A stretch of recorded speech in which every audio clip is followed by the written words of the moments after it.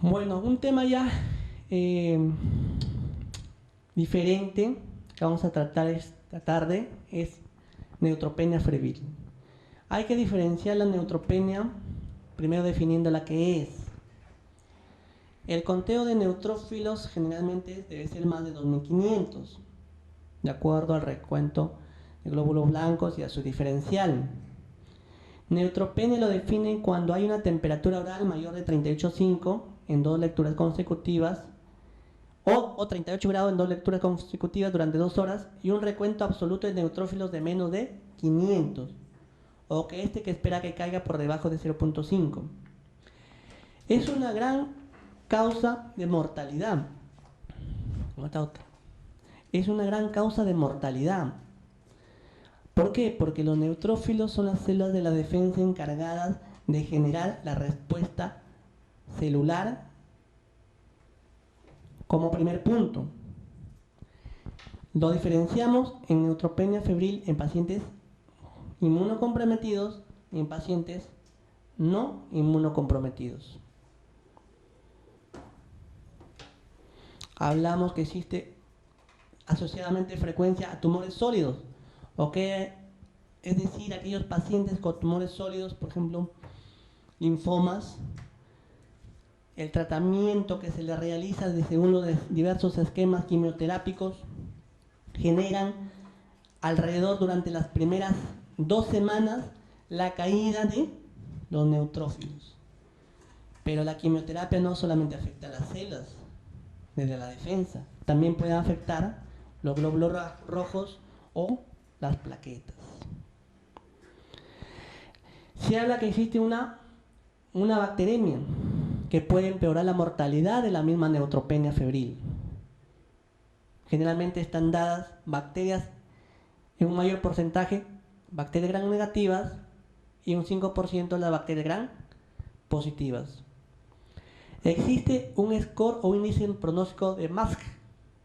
Se habla como un valor bajo, como el 3%, para la puntuación más de 21, pero tan alto como 36 si la puntuación es de menos de 15. También hay que tener en cuenta que los cultivos positivos de sangre estándar varía dependiendo de que si el paciente ya ha usado antibióticos. Por ejemplo, un paciente con cáncer, las guías recomiendan dar tratamiento profiláctico con quinolonas, con amoxiclavulánico. Entonces pueden modificar o enmascarar el proceso infeccioso de estos pacientes que se dan con neutropenia febril. Pacientes que usan dispositivos venosos centrales, en esos tipos de pacientes tienen una mayor predisposición a que se infecten. Pero más que todo, esta infección es responsabilidad del personal de salud. Un adecuado manejo del catéter venoso central refiere que la infección o la bacteremia asociada al dispositivo central debería ser 0. Existen factores de riesgo: ancianos, quimioterapia previa o radiación, neutropenia preexistente, o sea, un paciente, por ejemplo, que en su de 1 al 5 esquemas de quimioterapia a la segunda le dio, tiene una mayor probabilidad que le dé en las siguientes. Neutropenia, infecciones de herida, cirugías recientes, pobre función renal, lógico. La enfermedad renal crónica es catalogada también como un estado inmunodepresivo. La diabetes también es catalogada como un estado inmunodepresivo. La disfunción hepática también, lógico, los pacientes infectados con HIV. Entonces, como habíamos referido, una toma de temperatura de 38 grados centígrados oralmente o 38 grados en 2 tomas, donde los neutrófilos absolutos deben estar menos de 500 o menos de 1000, pero se espera que estos neutrófilos que se presentan en un inicio menos de 1000 caen a menos o igual a 500 en las siguientes 48 horas. O sea, esa es la definición de neutropenia febril. Debemos hacer un estudio de las patologías, comorbilidades del mismo paciente, por ejemplo, paciente con diabetes no controlada, pacientes con cirrosis no controlada, pacientes con enfermedad renal crónica no controlada, pacientes con HIV, pueden predisponer a que la neutropenia aparezca con mayor frecuencia y sea de mayor letalidad. Historia de medicamentos también. También, por ejemplo, las guías recomiendan el uso de fluconazol profiláctico. Generan daño hepático. O sea, algo que genera un daño hepático a otra droga que genera daño hepático, ya convierte en un paciente propenso para la neutropenia. Exposición a tuberculosis. Debemos determinar el conteo, las plaquetas, el boom. El conteo ya les había referido sobre todo para determinar la clasificación de los neutrófilos absolutos menos de 500.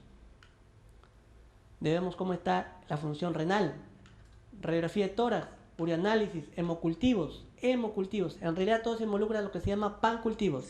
Examen de orina, examen de sangre o hemocultivo y examen si tuviese un proceso, una neumonía, un examen de esputo traqueal.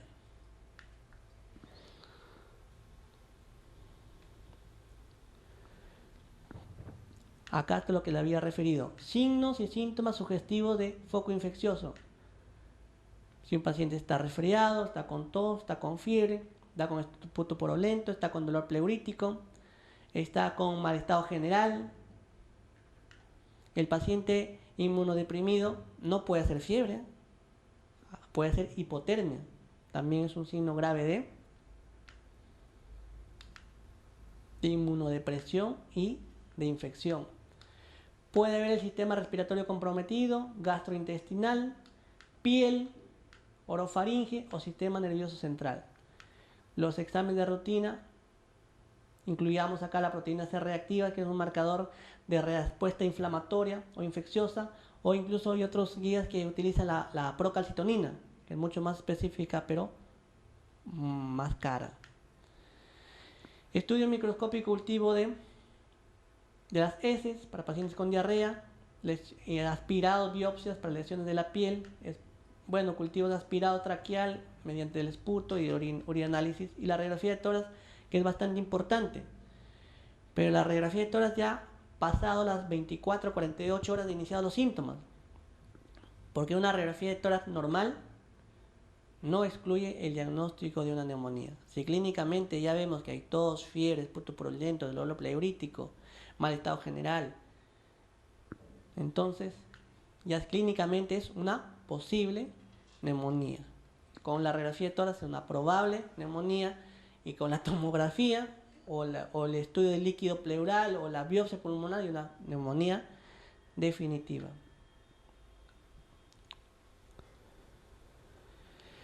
Este es el famoso score, donde da características de la enfermedad, de los síntomas, si son leves o no, si hay hipotensión, enfermedad pulmonar obstructiva, si hay tumor sólido, deshidratación. Más de 20 está en bajo riesgo, porque es no. Entonces quiere decir, mayor puntaje, menor probabilidad de mortalidad, como les había referido. Existen bacterias implicadas, pero hemos visto que las bacterias gram negativas son de más frecuencia que las bacterias gram positivas. Dentro de gram negativas, la E. coli, orina, Klebsiella, neumonía, Enterobacter, a foco abdominal, pseudomonas, neumonía cualquiera, heridas, abdomen, Citrobacter asociado a Citrobacter, ya es un Citrobacter fructus, o Acinetobacter, son especies que se dan generalmente en ambientes hospitalarios, o sea, en infecciones intrahospitalarias asociadas a ventilación mecánica, igual que las trofomonas. Dentro del gram positivo tenemos Staphylococcus, lógico, Staphylococcus aureus sobre todo, el metilino resistente, o Enterococcus, incluso ya no funcionan ni las penicilinas, ni las cefalosporinas de primera generación, ni las oxacilinas. Entonces debemos dar a veces hasta glucopéptidos, dentro de ellos la vancomicina. Pero también hay resistencia a los glucopéptidos. En su defecto debemos escalar, o sea, subir más. La potencia antibiótica podemos llegar hasta el linezolid. De acuerdo a ello, definición, calculamos el score, alto, bajo, damos tratamiento alto, alto riesgo, endovenoso, lógico. A un paciente con neutropenia febril no podemos darnos la posibilidad, vamos a ver qué pasa con este antibiótico vía oral.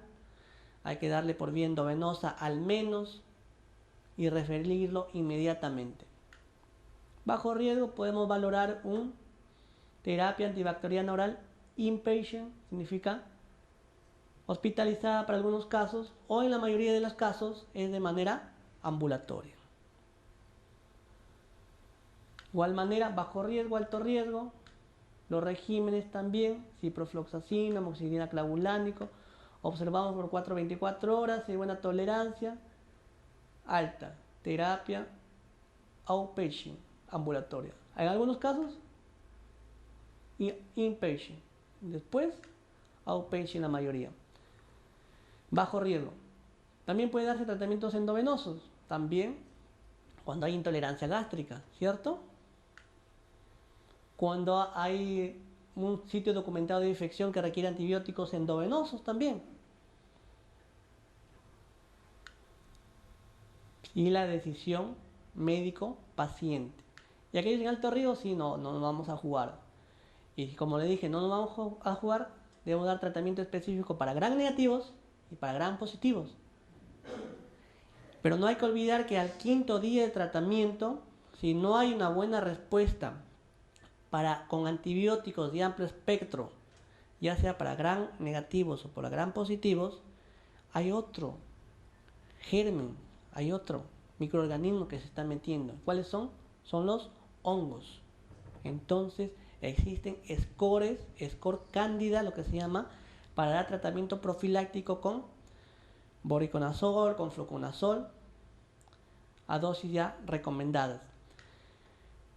Para gram negativos tenemos los carbapenémicos, las ceftazidimas antipseudomonas, que son las cefalosporinas antipseudomonas, que son las ceftazidima y las cefepime, los carbapenémicos, que son meropenem y imipenem, y los tazobactanes, que dentro de ellos el piperacilina tazobactam. Pero si hay criterios para gram positivos, vancomicina. También algunos asocian metronidazol.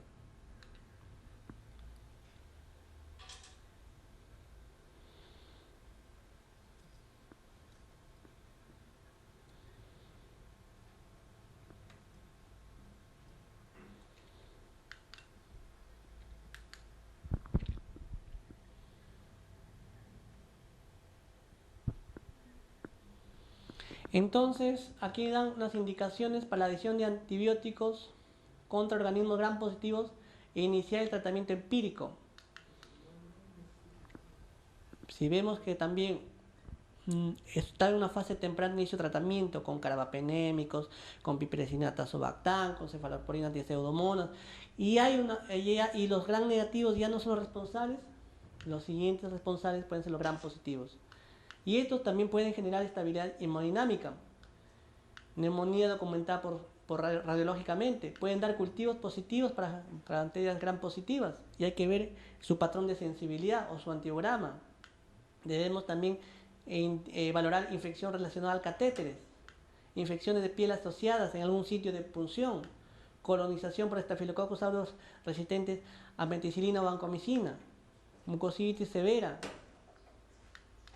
Se habla que estos gérmenes gram positivos generalmente se dan en aquellos ya usuarios de medicamentos previos como son profilaxis, ya es algo común, recomendado por aquellos pacientes, sobre todo con cáncer, dar con fluoroquinolonas.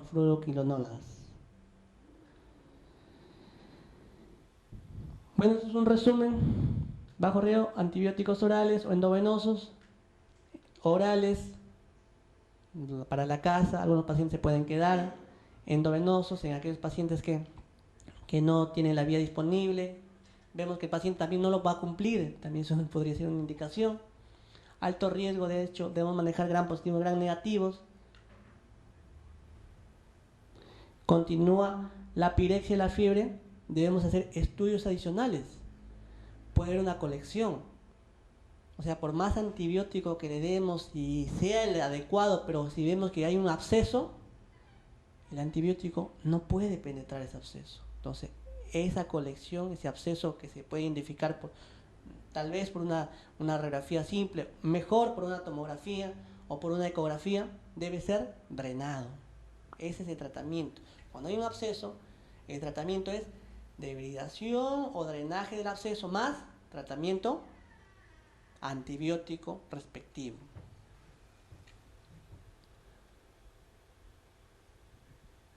Acá está algo muy bonito, como los había referido. Si la fiebre persiste, acá dice 4 días, otras guías dicen 5 días. Después de 4 días, a pesar del tratamiento antibiótico apropiado, hay que darle terapia empírica para hongos. Pero acá lo divide, ¿es usuario previo fluconazol o no es usuario previo fluconazol? Si es usuario previo, podemos darle. Si no es usuario, también hay que darle. Pero hay que ver si hay una respuesta adecuada a aquellos que ya reciben fluconazol. Si no hay una terapia apropiada a aquellos que reciben fluconazol, equinocandinas, voriconazol, anfotericina B.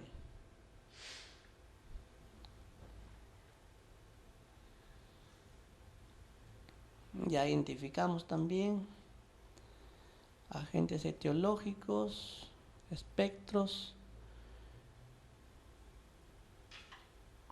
infiltrados pulmonares. Acá están los antibióticos respectivos. Estos son antibióticos para gran banco, linezolid, daptomicina, dalfopristin, quinoprustin, cefalsorina. Las dosis recomendadas son para gran positivos. Acá está. Son para gran negativo. Agentes antipseudomonas, cefalosporinas antipseudomonas, cefepime de cuarta generación, ceftazidima de tercera generación. Carbapenémicos, imipenem, meropenem, doripenem. Tazobactámicos, epiperacina, tazobactam. Las dosis recomendadas y espectros son para gran negativos, incluso tienen actividad contra anaerobios. Meropenem, piperacina, ceftazidima, cefepime no tienen actividad contra anaerobios. Sí, prolefloxacin también podemos dar vía oral, pero ya son muy usados y como se dice generan resistencia a las quinolonas, ciprofloxacino, levofloxacino, o los aminoglucósidos, amicacina, gentamicina. Hay que tener cuidado cuando uno prescribe. Si un germen no le hace efecto un fármaco de cualquier familia, de la misma familia, por ejemplo de ciprofloxacino, si es resistente, no se recomienda darle el otro fármaco. Hay que cambiar de familia de antibiótico de acuerdo al patrón de sensibilidad. También se le puede dar trimetoprim sulfamethoxazol. ¿Por qué? Porque ya vemos que con el transcurso de los años su uso ha disminuido. Entonces se dice que un antibiótico dejado de usar a 10 años vuelve a tener una potencia contra determinados gérmenes. Acá tenemos los azoles, fluconazol, itraconazol, posaconazol, voriconazol. Prevención y tratamiento, dosis recomendadas. Bueno, esto es un tema muy interesante que genera gran mortalidad. Debemos identificarlo a tiempo. Sobre todo se da en pacientes inmunocomprometidos y dentro de ellos pacientes con cáncer. Lo que el cáncer es lo que se llama la enfermedad no infecciosa, que está en incremento y que está una tendencia a ocupar los primeros lugares de mortalidad, incluso superando a los accidentes cerebrovasculares. Muchas gracias. ¿Alguna pregunta? Dígame, doctora. Hemos tenido en el hospital Pacasmayo una paciente con TBC peritoneal. Ya. Desconozco el motivo por el cual el servicio no la ha recibido, parece que no había cama, disponibilidad de cama. Se inicia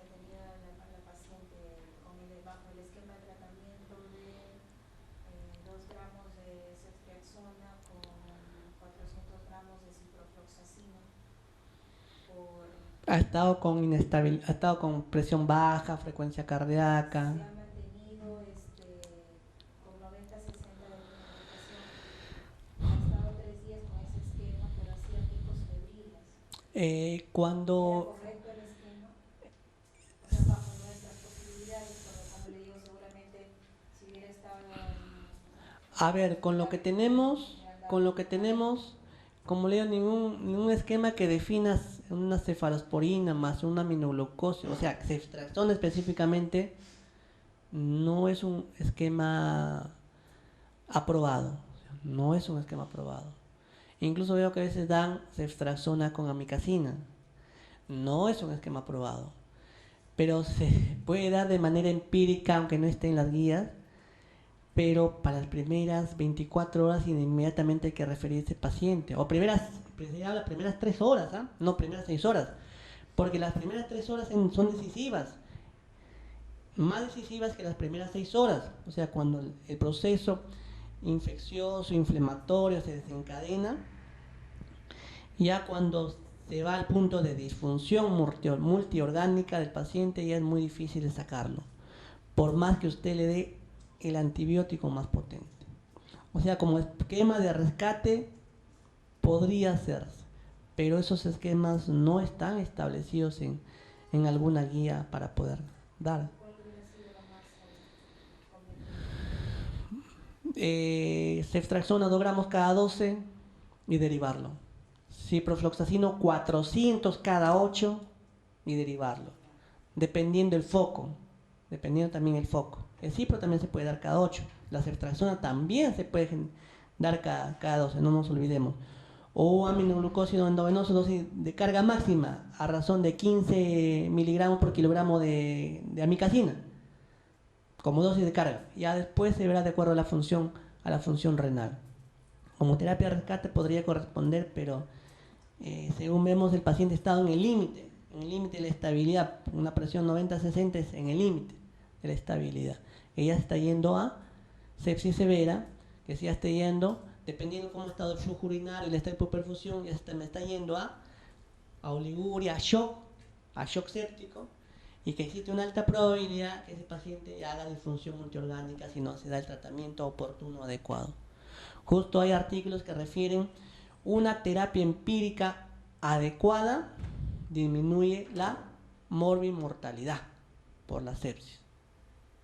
Entonces, pero también hay que tener en cuenta que no contamos, o sea, todos los hospitales, todos los centros de salud no cuentan con esos medicamentos que deberían darse desde un inicio, durante las primeras 3 horas, que es vital, hasta las primeras 6 horas, para que no se encadene la síndrome de disfunción multiorgánica.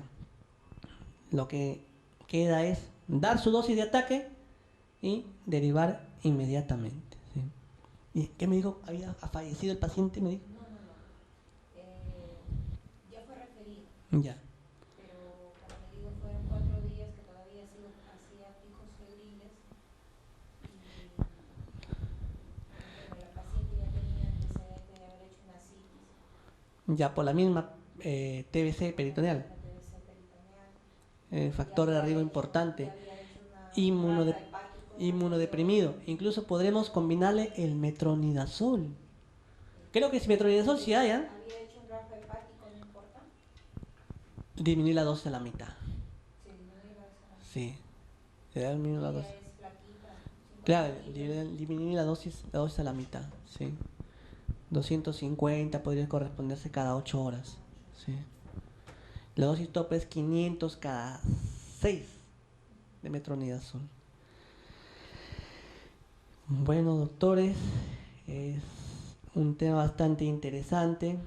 Vemos aquí que no solamente pacientes con cáncer, sino pacientes... ¿Y su hemograma, doctora, recuerda si llegó a la fase neutropénica? No he visto el hemograma, doctor. Yo he llegado ayer a la guardia y me llamó la atención que no me pareció correcto el esquema de tratamiento. No está establecido por ese esquema, pero como rescate, pero como se dice, si no tenemos la capacidad, el nivel de resolución, y por bien del paciente, hay que referir lo más rápidamente posible. ¿Sí? Ok, muchas gracias.